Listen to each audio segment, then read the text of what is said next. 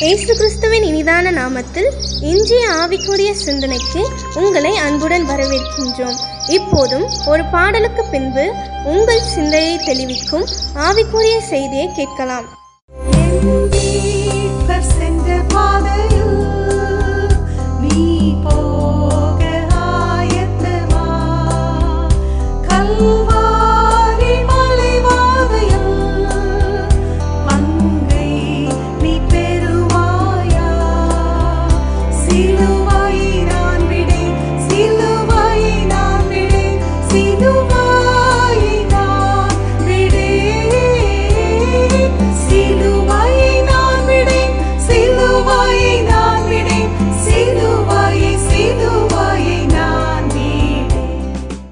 ஆண்டவர் இரட்சகருமாக இயேசுவின் இனிதான நாமத்தினால் உங்களை வாழ்த்துகிறேன். இந்த நாள் நம்முடைய ஆவிக்குரிய சிந்தனைக்காக அப்போஸ்தலர் நடபடிகள் 14ஆம் அதிகாரம் 22ஆம் வசனத்தை வாசிக்கிறேன். சீஷருடைய மனதை திடப்படுத்தி விசுவாசத்திலே நிலைத்திருக்கும்படி அவர்களுக்கு புத்தி சொல்லி நாம் அநேக உபத்திரவங்களின் வழியாய் தேவனுடைய ராஜ்யத்தில் பிரவேசிக்க வேண்டும் என்று சொன்னார்கள். இந்த சம்பவம் இந்த வசனங்களை வாசிப்பில் என்று சொன்னால் பவுல் ஊழியம் செய்த நாட்கள். அப்போது பவுலுக்கு விரோதமாக ஏராளமான யூதர்கள் எழும்பி அடித்து மரித்து போய்விட்டான்னு தூக்கி போட்டு போயிட்டாங்க.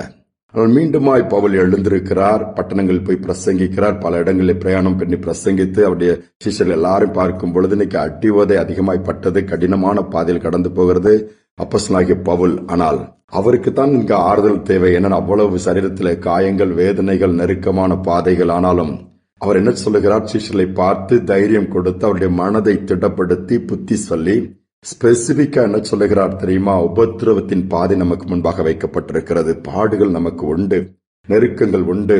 அந்த பாதையில் தான் நாம் பரலோக ராஜ்யத்திற்கு போக முடியும். ஆனால் சோர்ந்து போய்விட வேண்டாம். இவைகள் எல்லாம் நம்மை உருவாக்குவதற்காக தான், இவைகள் எல்லாம் நம்மை பயிற்றுவிப்பதற்காக தான். இவைகளின் மூலமாய் அநேக பாடங்களை நாம் கற்றுக்கொள்ள முடியும். ஆனால் பின்னிட்டு பார்க்க வேண்டாம், சோர்ந்து போய்விடாதீர்கள், முறுமுறுக்காதீர்கள். தொடர்ந்து ஆண்டவருக்காக துணிந்து காரியத்தை செய்யுங்கள். சரீரத்தில் உள்ள பலவீனங்களை குறித்து சோர்ந்து போகாதீர்கள், தைரியம் கொடுக்கிறார்.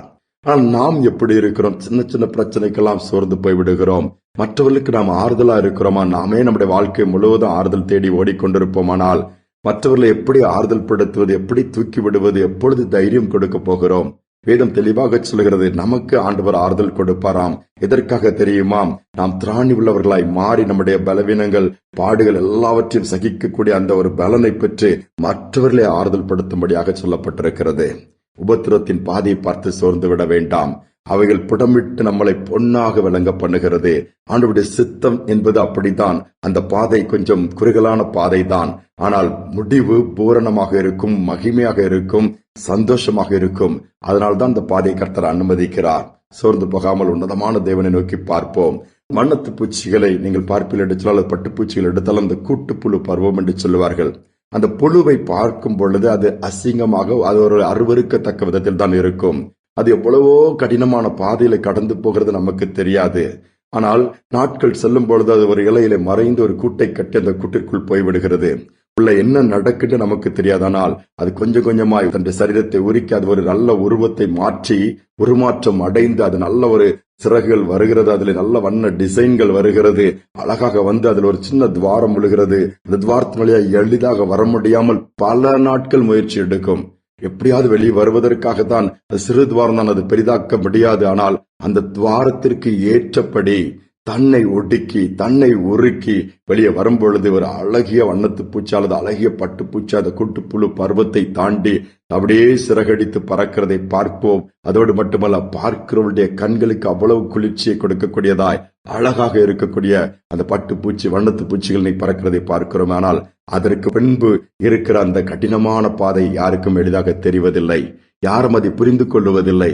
நம்முடைய வாழ்க்கையை அப்படிதான். ஒரு நாள் நாம் மறுரூபமாக்கப்பட்டு மகிமையின் தேவனோடு கூட இருக்கும் பொழுது இந்த பாடுகள் எல்லாம் நமக்கு மகிமையை கொண்டு வந்தது என்று சொல்லி அன்று உணர்ந்து கொள்வோம். அதனால் தொடர்ந்து நியமித்திருக்கிற பாதையில ஓடுங்க, சோர்ந்து போக வேண்டாம். எனக்கு ஆறுதல் யாரும் இல்லையே, என்னை புரிந்து கொள்ள யாரும் இல்லையே, என்னுடைய சூழ்நிலையில யாரும் துணை இல்லையே, என் வாழ்க்கை எப்படி ஆயிடுச்சு ஏன் என்று சொல்லி கேள்வி கேட்டுக் கொண்டிருக்காதீர்கள். மாறாக, ஆண்டவரே, நீர் அனுமதித்த பாதையில நான் கடந்து செல்ல ஆயத்தமா இருக்கிறேன், நீர் அனுமதித்த பாதையில நான் நடக்க ஆயத்தமா இருக்கிறேன். உடைய கரம் என்னை பிடித்து நடத்தட்டும். வேண்டிய பலத்தை தாங்கப்பா, தைரியத்தை தாங்க, கிருபையை தாங்க.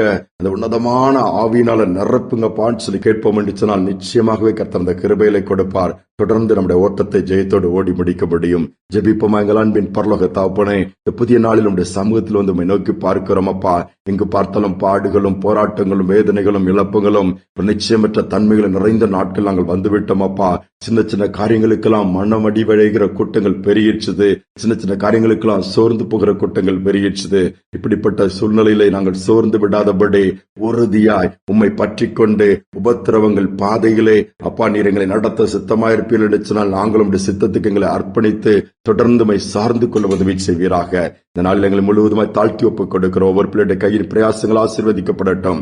பிரயாணங்களில் பாதுகாப்பு இருக்கட்டும். கண்ணீர் துடைக்கப்படட்டும். பலவீனமா இருக்கிற பிள்ளைகளுடைய பலவீனங்கள் மாறட்டும். சுகம் உண்டாகட்டும். பாடுகளின் பாதையில் கடந்து போகிற பிள்ளைகள் பின்வாங்காதபடி உன்னத பலனை கொடுத்து தொடர்ந்து முன்னேறச் செல்ல உதவி செய்வீராக.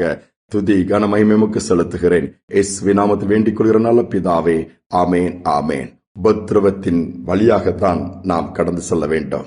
அவைகள் நமக்கு உயர்வையும் உன்னதமான அனுபவங்களையும் ஆசீர்வாதங்களையும் கொண்டு வரும்.